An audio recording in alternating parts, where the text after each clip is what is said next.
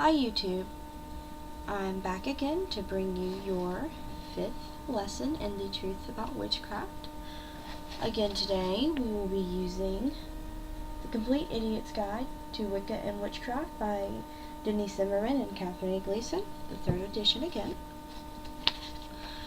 Today we will be on chapter 5, entitled So You Want to Be a Witch. Before this video starts, I'm going to ask you to examine your intent. Examine your intent for watching these videos, for considering studying the craft. If you are studying, for studying the craft, for being curious. Examine your intent for everything, why you want to do this. In this chapter, it lists a few reasons why you shouldn't, if this is why you want to. I'm going to start off on page 58. The following reasons are why not to study the craft. Because you are attracted to Wicca because it really seems different. You want to use a spell to change the dynamics between you and your friends or family. You think it can improve your social life. You are drawn to all the cool magical stuff such as wands, pentacles, athames, and cauldrons. You like feeling different, or you want people to take notice to you. You think it will make you stronger. You are considering it because your friends are into it. Again, these are all reasons not to practice or study witchcraft. And if these are sincerely your reasons, then it's not for you. Note that the following on page 58 through 59 are touching base on the stricter side of witchcraft and why you shouldn't study it if the previous were some reasons you're interested in it. One being witchcraft, Wicca, paganism, has a strong moral code. We do have a Wiccan rede, and later in this chapter we will cover the Wiccan rede in full, but as for now we will use the last words of the Wiccan rede, and in harm none, do what you will. Meaning that we strive to do things that doesn't hurt anyone or anything. We try not to hurt anyone or anything. We're here to help people, to help things, to help living creatures, to make the world a better place, because we do have a unique knowledge, and with that does bring us a unique responsibility. Now, it is a challenge to continuously try to do nothing but good. I know that personally I have a temper, and that doesn't always help with the harm none part. And then you also have karma, which comes back to us threefold. And again, this does not directly mean that if you punch someone, you're going to get punched in the face 3 times. This means that if you punch someone, you might get, something a little bit worse than punching someone. Like you might fall down stairs, or you might step on a tack, or something like that. And it doesn't have any, it doesn't have to do anything with physical pain. It could be strenuous events. So not only do we believe in karma, we also believe in the threefold law.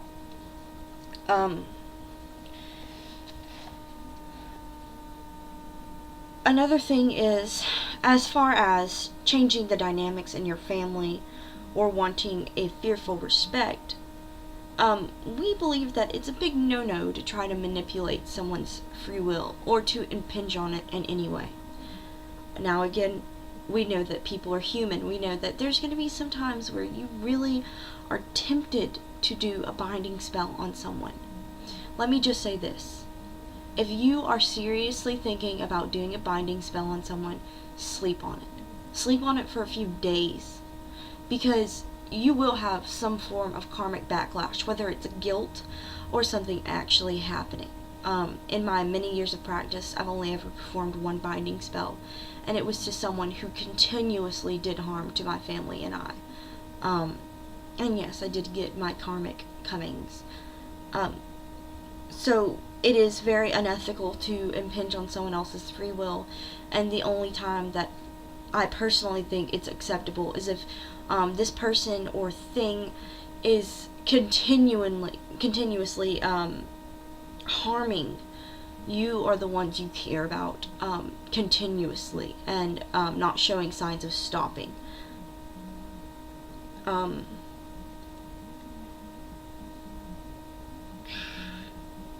Also know that being a witch involves commitment. To even be inducted into witchcraft the right way, and I say the right way, the traditional way, is to study for a year and a day.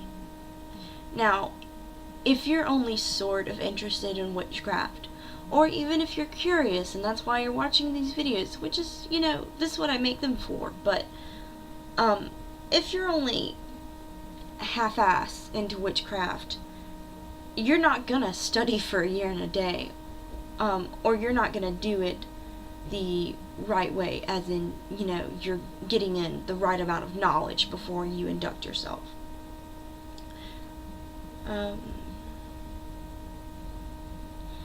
Also, power.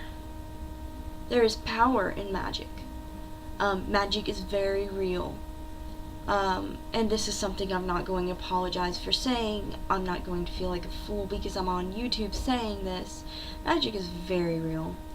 And to have the power of magic is a humongous power to have. You have to be disciplined. You have to have a great amount of knowledge before you can even tamper with such a thing. And if you find yourself being in a state where you're hungry for power or for respect, then this really isn't you, because magic is something to not be tampered with lightly. And then also, being a witch, on the religious side of it anyway, is a big,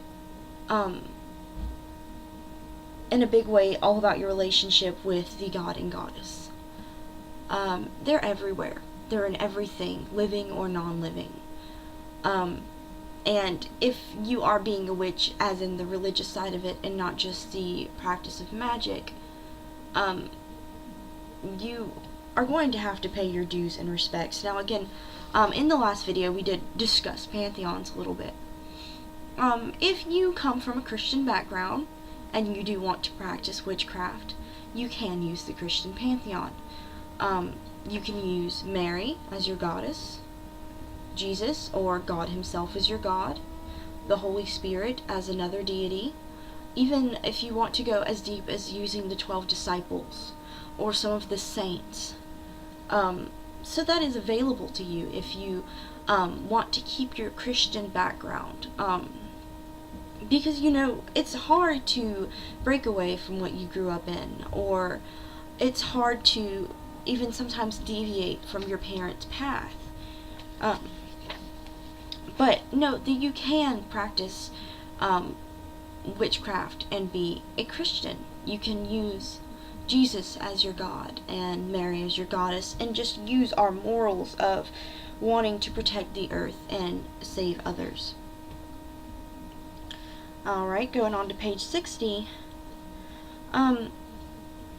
In a previous lesson we did, I discussed a little bit of the American Council of Witches, which no longer exists, but at one point they made the Principles of Wiccan Belief, which were the basics of what we tried to achieve. Later on, Scott Cunningham, who was a very respected author, kind of shortened it and made the 13 goals of a witch. One being know yourself. In the Oracle of Delphi, in her temple, before you entered, there are 3 words on her temple. Know thyself. You have to know yourself before you can mess with any of this. You have to know where you stand on the earth. You have to know where your head is, where your morals are. You have to know what you're willing to do and what you're not willing to do. 2, know your craft. That's important. You need to know the craft. You need to know the properties of stones and herbs before you start messing around with magic. You need to know the properties of colors even before you mess around with any of this, because like I said, magic is a powerful force, and if not handled the right way, can be very destructive. 3. Learn. If you practice the craft for 1,000 years, you still won't know everything. You will learn every day. The high priest of my coven says that he learns every day. If you're an elder in a coven, you will continue to learn every day. You will never stop learning. And if you close your mind to learning and you say, well, I know it all, then you're not a witch. And you will never continue to learn. And you won't get to the summer land. 4. Apply knowledge with wisdom. That's basic everyday life. You want to use what you've learned in the past, and be wise to your life. 5. Achieve balance. Balance is very important in witchcraft. Even our god and goddess, the polarities, you want to balance everything. 6. Keep your words in good order. Think before you speak, basically. I have a problem with that. 7. Keep your thoughts in good order. Try not to think as negatively. I used to be a pessimist. Now I try to be as optimistic as I can, because life is too beautiful and life is too short to always think negatively. And sometimes life doesn't seem beautiful. Sometimes life can get you down into the dumps, but it's just not worth it to always have a negative state of mind. 8. Celebrate life. Celebrate every day you live with something. Every day you live really is a gift. It's a wonder that we're all alive right now, really, with as many toxins as there are in the air and with as much violence as there is nowadays. So everything really is a gift. 9. Attune yourself with the cycles of earth. That's why witches celebrate the Sabbats and Esbats. Sabbats being the summer holidays like Beltane, Samhain, Yule, Ostara, Lunasa, just as a couple examples. And then we have the Esbats, which is Wolf Moon, Lover's Moon, Snow Moon, things like that. 10. Breathe and eat correctly. This is more about taking care of your body. 11 is exercise the body. 10 and 11 kind of tie together as you're not going to be able to live a full, long life if you don't take care of your body.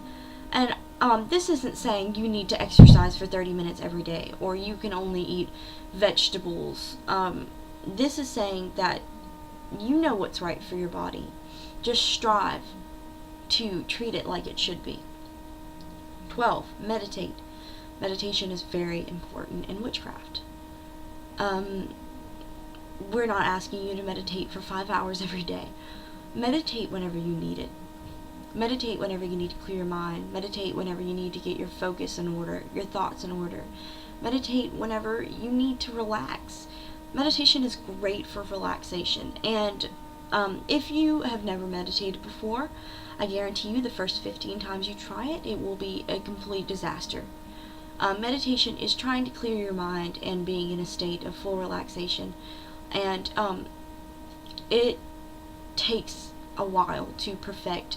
And you know what, I don't know, you could be extremely gifted and perfect it in like a month, but as for me, I still don't have it perfected. I'm very good at meditation. It took me a couple of years to get where I am, but I'm not even perfect at it yet. It still takes me about 30 minutes to get into a complete relaxed state where there are no thoughts in my mind. If a thought comes into your mind, you're supposed to push it out, unless you are trying to focus all of your meditation on one thing, and then you're only supposed to think about that one thing. 13. Honor the goddess and god. They gave us everything. And in the end, personally, I think that every religion, every god in every religion is the same magical creature, who knows where, who created the earth. I simply think that each religion is your own personal way of worshiping the same thing. And again, that's my belief. And if you don't like it, then you don't have to watch the videos. Again, I'm not here to offend anyone. I'm not here to step on any toes. I'm here to give my opinion and to teach what I know and what I believe.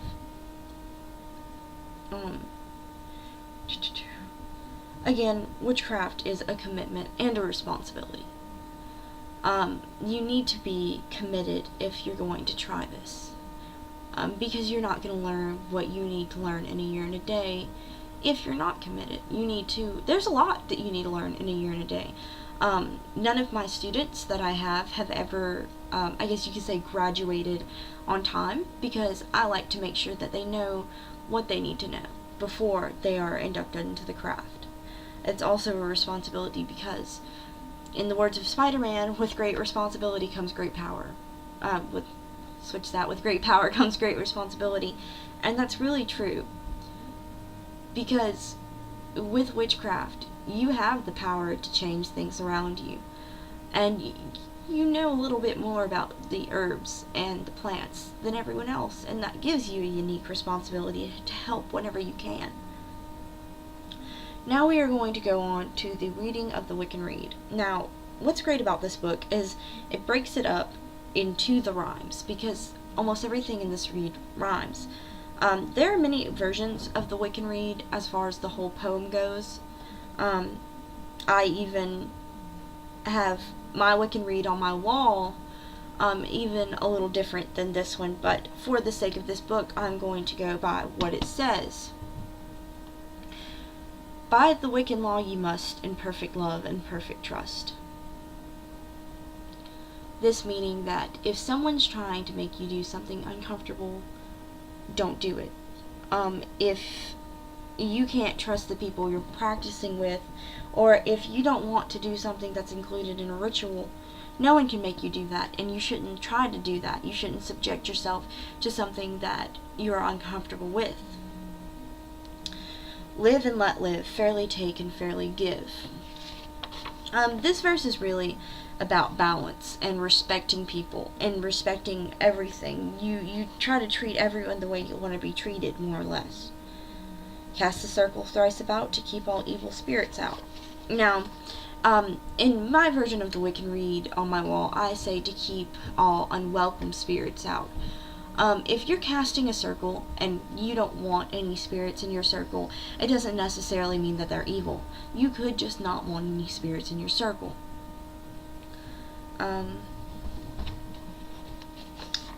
Another thing about that verse is 3 is a very magic number in witchcraft. Also, any deviation of 3, like 3, 6, 9, those are very magic numbers.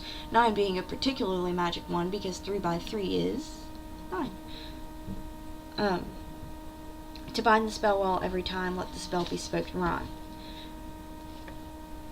When you're working magic, it's not completely necessary to rhyme. It doesn't mean that if your spell or if your chant doesn't rhyme, it doesn't make you less of a witch, and it doesn't make your chant less powerful. But when you are rhyming, it does give your conscious mind something to do while your unconscious or your subconscious mind is working the magic. And that's why we always try to rhyme. Soft of the eye and light of the touch, speak ye little, listen much. Wise people are gentle. Wise people don't feel the need to over-elaborate or to constantly explain themselves. Diesel go by waxing moon, sing and dance the Wiccan rune.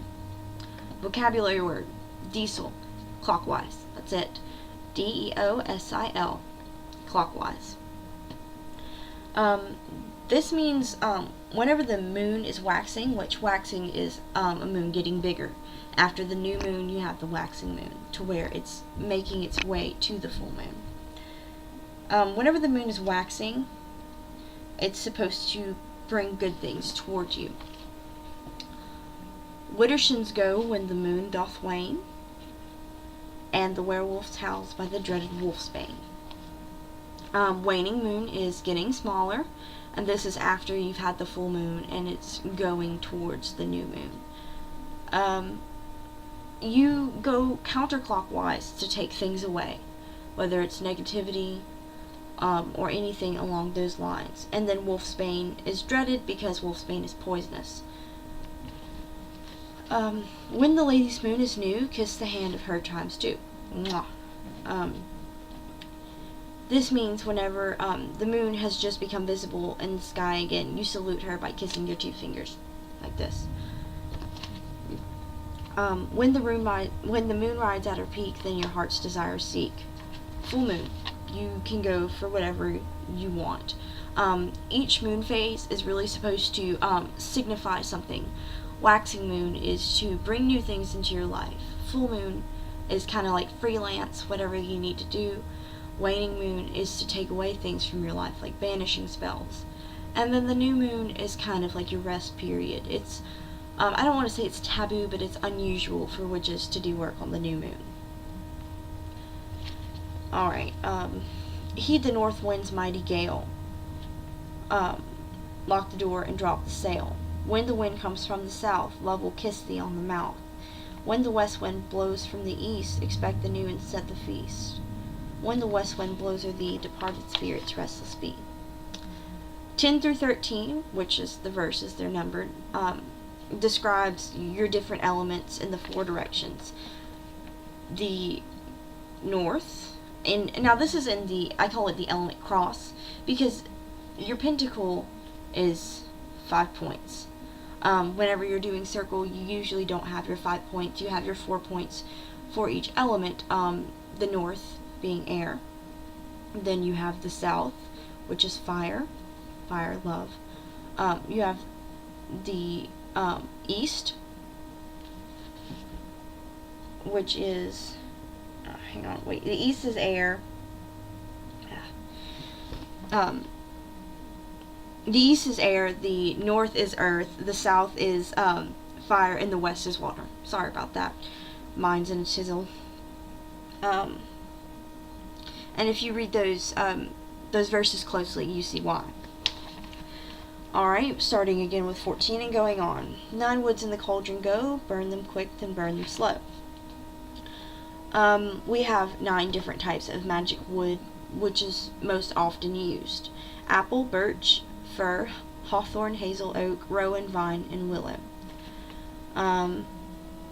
Elder be the lady's tree, burn it not, or cursed you'll be.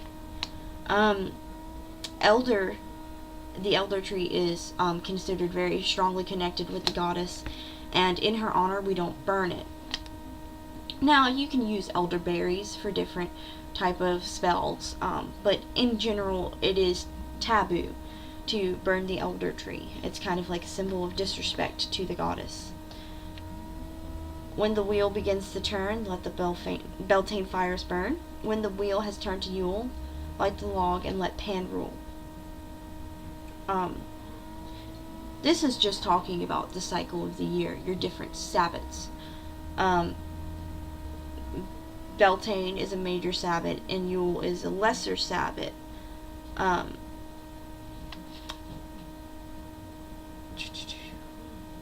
Heed ye flower, bush and tree, by the lady blessed be.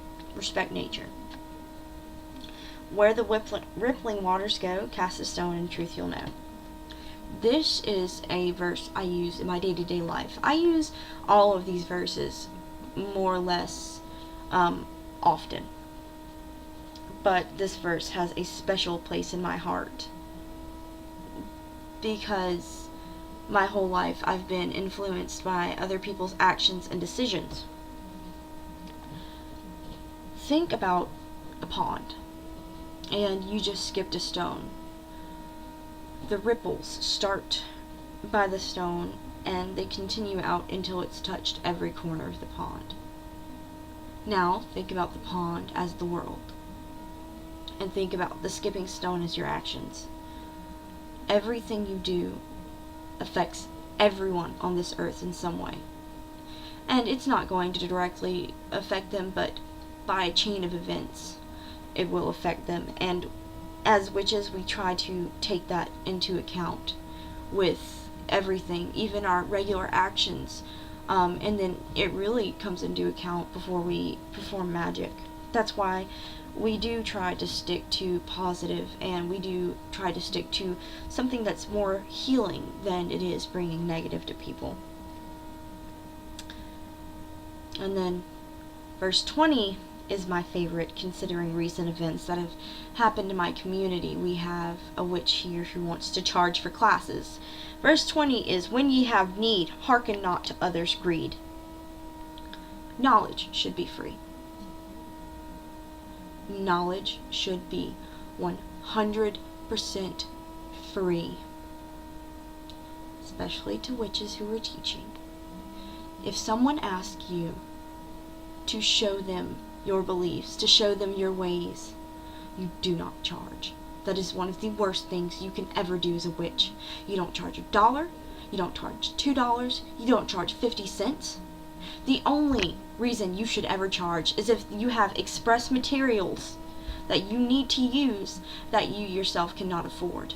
Then you ask them to buy the materials. You do not charge if you are reading out of a book.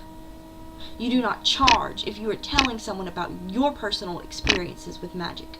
That is my worst pet peeve. You do not charge for knowledge under any circumstances.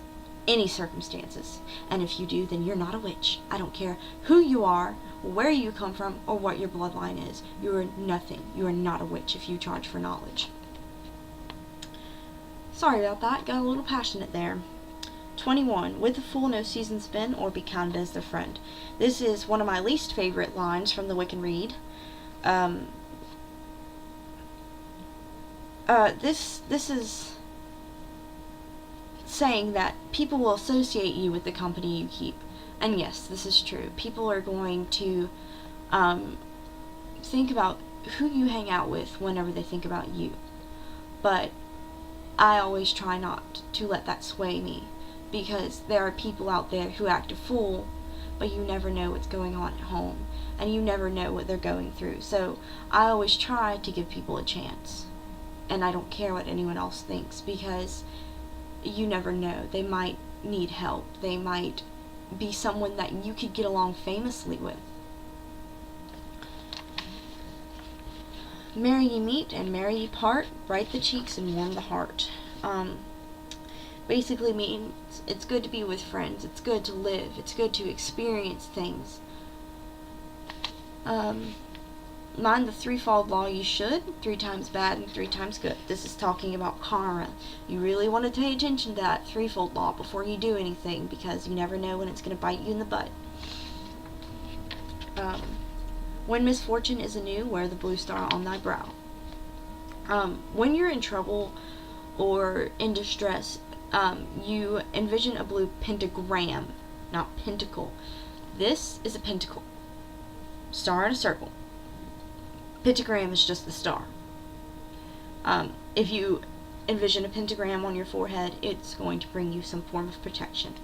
Now, I'm not saying that if you're about to get in a fight, to visualize a pentagram on your forehead and you're not going to get punched. You'll get punched, but spiritually you'll be intact. True in love ye ever be, lest thy love is false to thee. Be loyal when you're in love.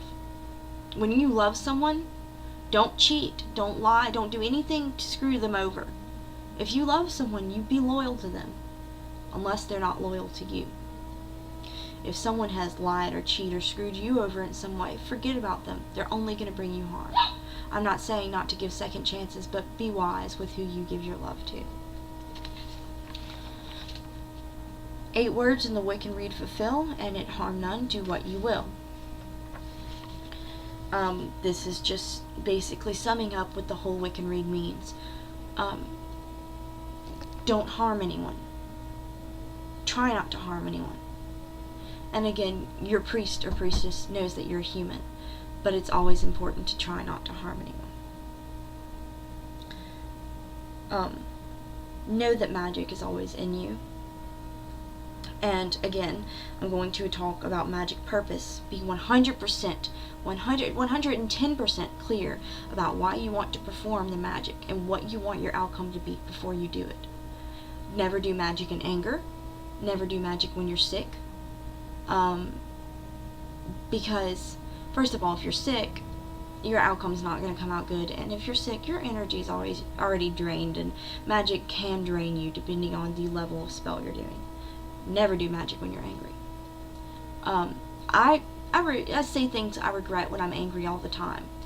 So if you do magic when you're angry, imagine what you're going to do to people. That's why I always say, if you're going to do magic that could affect anyone else's free will, sleep on it. Sleep a couple nights on it. Now I'm going to talk about magic concentration and directing your energy. Concentration is very important in witchcraft, and I'm not going to spend 30 minutes talking about this, but you will always need concentration, and that's why it's good to work on your meditation early, because with meditation you're concentrating on not thinking of anything or thinking of one in particular thing, and that's going to help you with your concentration. Another thing that can help you with your concentration is whenever you meditate, have a certain scent out, and don't use incense because of the smoke it produces can sometimes overpower you. If you need to, cut an orange and put it in your room, because that citrus smell is strong but not overpowering, and that could even help you concentrate, directing your energy. I don't think I can rightly teach you how to push energy through the internet, but there are many things you can direct your energy with. Your athame, which is your ritual knife, your hands, your wand. You can basically direct energy with anything you're holding. Next section on page 61 is know your place in the universe. With power comes responsibility. Know that you are directly influencing the flow of energy through the universe, and that's why you have to be so careful with your magic. And getting to the last section, the least you need to know. Witches have ethics. If you're going to be a witch, you must understand the witch's moral code, the Wiccan Rede, and you must try to live it. You have to try every day to live the Wiccan Rede if you're going to be a true witch. Just like true Christians try every day to follow the 10 Commandments. Living by the Wiccan Rede includes taking care of yourself. Take good care of your body. It is truly your temple. Magical energy lives inside of you. To use your energy, you have to learn to concentrate. You must be totally clear on the reasons you are using magic, and they better be good reasons. Again, that's your karma, that's the casting a stone with the ripples, it affects everyone. All of your actions have effects, especially magical ones. You might not see the effects immediately, or you might not see them at all, but know that everything that you do causes a reaction somewhere in the universe. For this reason, we all must use our powers wisely. This is very true. Alright, tubies, the next section we will be going over in our next chapter, in our next video, is what you need to do magic. Thank you for tuning in. See you next time, and blessed be everyone.